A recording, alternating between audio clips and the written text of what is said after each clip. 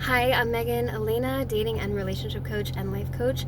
So I just wanted to echo on to the video I had previously made that's guiding men into how to utilize the gift of your feminine, your female partner's emotions, and how that actually can be this insight that you have in real time of how your actions and your words are impacting the human being that ideally you're supposed to care about the most in the world, you know? And so what I also want to encourage you in is look at your female partner and say to yourself, what are the things about her that I really revere, that I really appreciate, that I really enjoy, that I celebrate, that I respect even?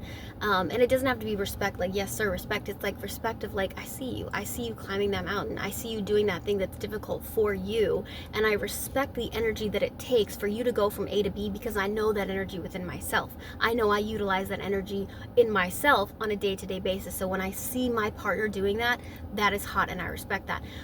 Women actually really appreciate when we feel you respecting us at our core for who we are, because then that shows us that you're not going to view us as a one-dimensional creature or being, but you're going to view us as a multi-dimensional, multi-layered person, human being. So that is just a huge, really, really beautiful thing.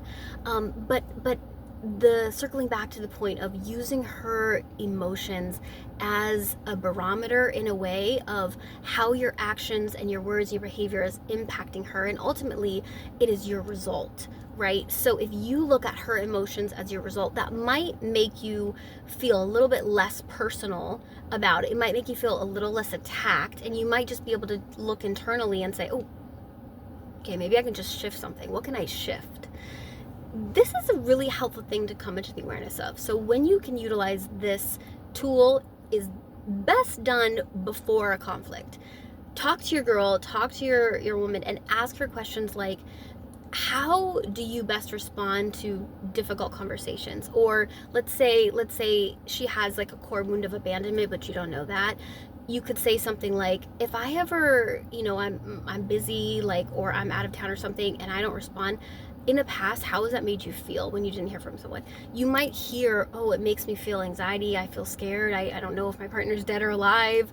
I feel upset because, I didn't like the way that he was not prioritizing me. So all of these things give you a little bit of insight previously, or I'm sorry, in advance, in preparation. That was what I was looking for. In preparation of a moment that could come. So let's use that example, right, as a specific example. So when you have this information of how she feels about, let's say, communication, for example, then let's say you're going on a trip, you have something planned with like family or buddies or work or whatever.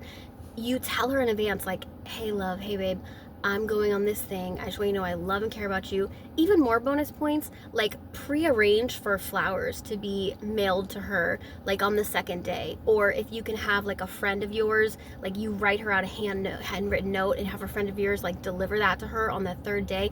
There are things that you could do to calm her nerves, to calm her anxiety. And so like I said, her emotions are feedback for how she is being treated and cared for and nourished and nurtured, provided for and protected by you. So if she has an emotional reaction you don't like, change what you're putting in. Change the input to change the output. You have way more power than you realize when it comes to positively affecting your woman's emotion. Hang in there. You got this.